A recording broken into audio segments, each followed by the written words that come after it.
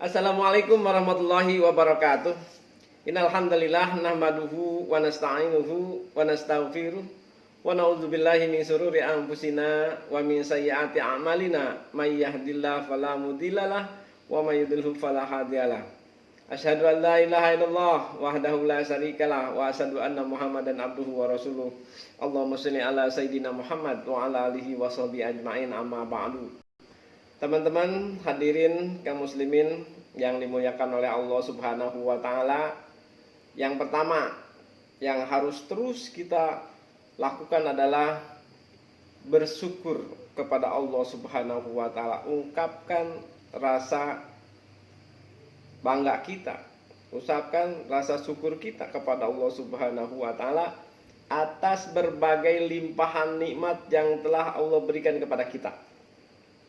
Nikmat macam-macam, nikmat panjang umur, nikmat kesehatan, ya, nikmat kesenangan, nikmat kenikmatan, dan nikmat-nikmat yang lain-lainnya yang kita tidak bisa untuk menginventarisasinya, apalagi kita bisa sampai mengembalikan ataupun rasa terima kasihnya pada Allah Subhanahu wa taala.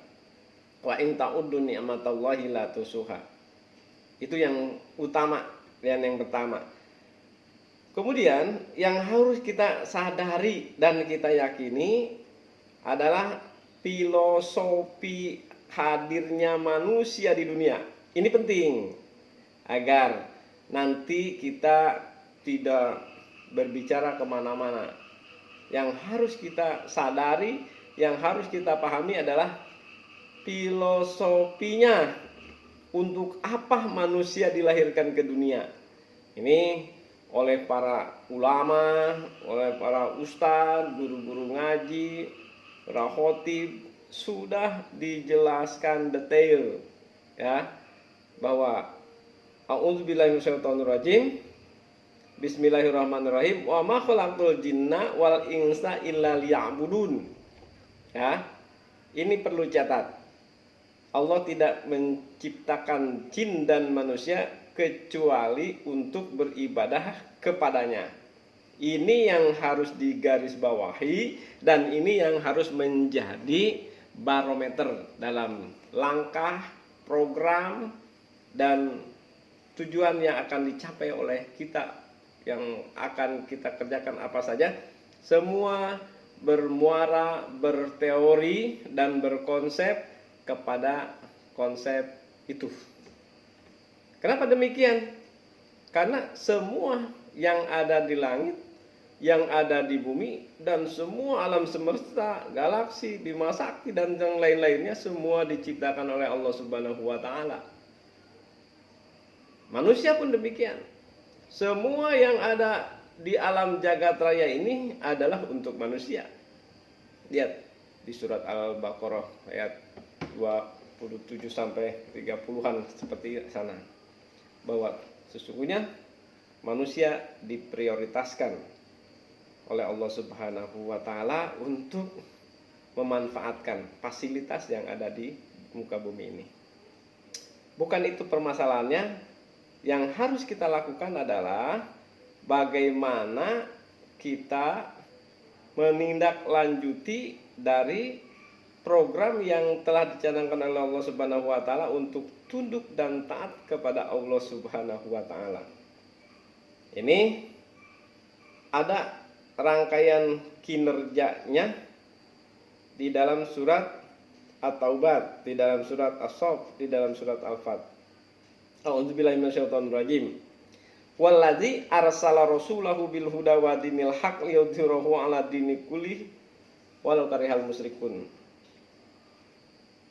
Jadi Allah menurunkan Rasulnya untuk dinil haq liyudhhirahu 'ala dini kulli. Bagaimana Allah menjabarkan tugas dan fungsi manusia itu melalui Rasulnya Nabi Muhammad dan nabi-nabi yang lain. Wadinil haq bil huda. sorry ya, bil huda wadinil haq. ya. Jadi Allah itu menugaskan Rasul dengan petunjuk. Ya, gitu. Santai ya. Dengan petunjuk, ya. Liyudhhirahu ala dini kulli, untuk membaguskan din yang memenangkan din yang hak di atas din-din yang lain. Walau karihal musyrikun, walaupun tantangan, hambatan, gangguan dan yang lain-lainnya banyak. Yaitu orang-orang musyrik tidak suka. Siapa orang musyrik? Orang yang tidak taat kepada Allah Subhanahu wa taala atau yang menduakan Allah dan yang lain-lainnya. Kaum muslimin yang dimuliakan oleh Allah Subhanahu wa taala, ini terlalu jauh. Kajian-kajian ini terlalu jauh. Bahan ini terlalu jauh. Yang kita inginkan adalah bagaimana kita harus bersikap. Ya. Kalau kita tidak taat kepada Allah, maka rugi. Kalau kita taat kepada Allah, kita akan untung dan selamat. Jadi bagaimana kita tidak rugi? Kuncinya satu. Ya. Setelah satu nanti ada rangkaiannya. Pertama, iman. Kita harus beriman kepada Allah Subhanahu wa taala. Apa itu iman? Para ahli mengungkapkan al-iman huwa tasdikun bil qalbi wa iqraru bil lisan wa amalun bil arkan. Mengiktikadkan di dalam hati, dalam jiwa kita, mengucapkannya dengan lisan, mengikrarkan, dan kita mengamalkannya dengan rukun-rukun dan juga dengan fasilitas yang kita miliki.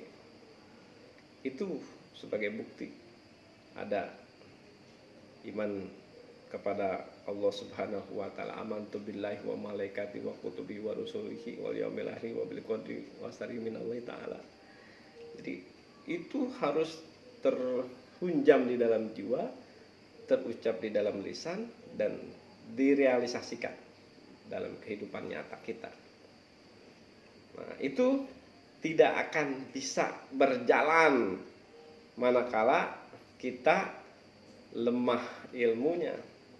Itu akan berjalan, iman akan kokoh menghunjam di dalam jiwa manakala kita memiliki kapasitas keilmuan. Artinya ilmu itu penting, ya.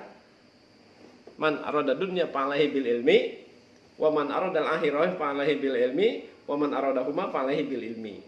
Hidup di dunia, hidup di akhirat maupun di hidup di antara keduanya harus dengan ilmunya. Dan belajar itu emang sudah menjadi kewajiban sepanjang hayat di kandung badan. Pertama beriman, dan iman akan kokoh manakala kita memiliki ilmu. Artinya belajar ini wajib, ya. Dengan belajar kita mengerti iman, dan dari iman itu akan ada efek positifnya. Ya, setelah kita beriman, ada tugas selanjutnya adalah wa amilus sholeh. Amilus sholeh itu banyak, ya, yang tiada lain ke dunia kecuali untuk beribadah. Itu namanya amilus sholeh. Apa rinciannya? Terbagi pada minimal 3. Hablum minallah, hablum minanas, hablum minal alam. Semua aktivitas yang berhubungan dengan Allah Subhanahu wa taala secara vertikal. Apakah sholatnya, ya, dan ibadah-ibadah yang lain yang ditujukan pada perintah Allah Subhanahu wa taala. Yang kedua, yang hablum minanas, antar kita, hak dan kewajiban suami istri, tetangga, saudara, anak, lingkungan, masyarakat, satu dengan yang lainnya dalam hal perniagaan, perdagangan, asuransi, bisnis, dan yang lainnya dalam hal muamalat, masalah jinayat, masalah siasah, jenayah, semua itu sudah diatur. Itu wamilus sholeh maupun hablum minal alam, yang hubungan interaksi dan toleransi antara manusia dengan alam semesta, dengan makhluk lain, binatang yang lain. Itu amilus soleh. Dijamin kalau berilmu, beriman, dan beramal soleh, maka kita termasuk orang-orang yang beruntung, ya. Itu diungkapkan di dalam surat Al-As, wal 'asri innal insana lafi khusrin illa alladziina aamanu wa 'amilus sholihati wa tawassaw bil haqqi wa tawassaw bis sabr. Jadi itu saja dari filosofinya, bahwa kita untuk beribadah kemudian agar kita di dunia ini tidak merugi, maka langkah yang harus dilakukan adalah beriman dan amal soleh. Cukup juga iman dan amal soleh. Bagaimana dengan saudara-saudara kita, teman-teman kita yang beramal soleh tetapi tidak beriman? Itu kurang sempurna, bahkan tidak memiliki dasar kekuatan secara ideologis, filosofis, struktural, dan yang lain-lainnya. Namun wallahu alam bahwa setiap argumen itu memiliki alasan dan yang lain-lainnya. Tapi yang jelas bahwa konsep dasarnya iman. Ya, iman itu akan diperkokoh oleh ilmu, dan iman tidak cukup, harus dengan amal soleh. Amal soleh dilaksanakan tanpa iman jauh. Demikian, mudah-mudahan bermanfaat. Hadza walhamdulillahirabbil alamin. Wassalamualaikum warahmatullahi wabarakatuh.